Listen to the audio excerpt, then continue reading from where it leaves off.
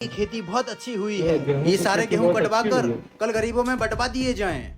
जैसा आपने कहा वैसा ही होगा नवाब साहब। नवाब साहब हम पे भी थोड़ी मेहरबानी कर दीजिए। जाओ जाओ, अभी नवाब साहब फुर्सत के लम्हे बिता रहे हैं। जो भी बात करनी है वो हवेली पे आके करना। नवाब साहब को भी थोड़ी अपनी जिंदगी जी लेने दिया करो भाई। नवाब साहब गर्मी तो नहीं लग रही? नहीं लग रही है।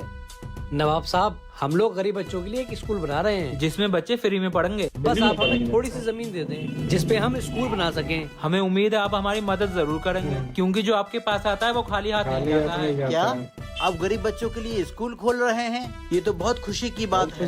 जाओ, हम तुम्हें 2 बीघा जमीन स्कूल के लिए देते हैं। नवाब साहब एक बार देख तो लेते, कहीं फ्रॉड तो नहीं है ये। किंग, पता लगाओ क्या ये सच में स्कूल खोल रहे हैं या फिर ये फ्रॉड हैं। नवाब साहब 2 बीघा जमीन स्कूल के लिए कम रहेगी। हम आप लोगों को ज्यादा जमीन देंगे। कितने किंग? यहाँ से लेकर जितनी दूर तक आप भागते हुए जाएंगे वहाँ तक की जमीन आपको दी जाएगी। मैंने सही कहा ना नवाब साहब? जैसा किंग ने कहा वैसा ही होगा।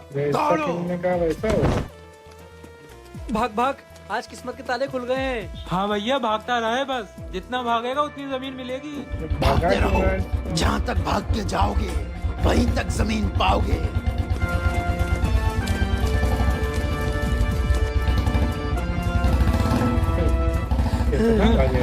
क्या हुआ? यहीं तक तुम्हें जमीन नपवा दें? नहीं, अभी और भागेंगे।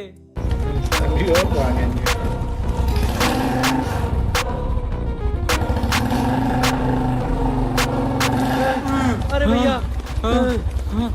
अब और नहीं चला जा रहा है। थोड़ा सा और भाग ले, जितना भागेंगे उतनी जमीन मिलेगी। और भागोगे या यहीं तक जमीन नाम करवा दें? भाग।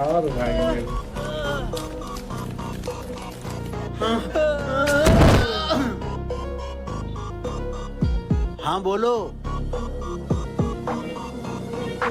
यहाँ तक की जमीन तुम्हारे नाम करवा दें?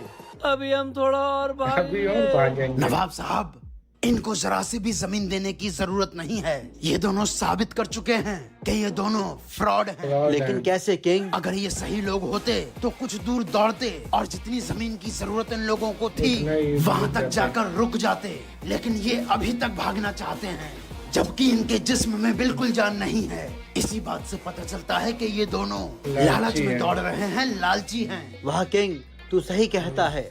इन दोनों को हमारे शाही कैद खाने में बंद कर दो। नवाब साहब हमें माफ कर दो, हमने सोचा झूठ बोल के आपकी जमीन कब्जा लेंगे।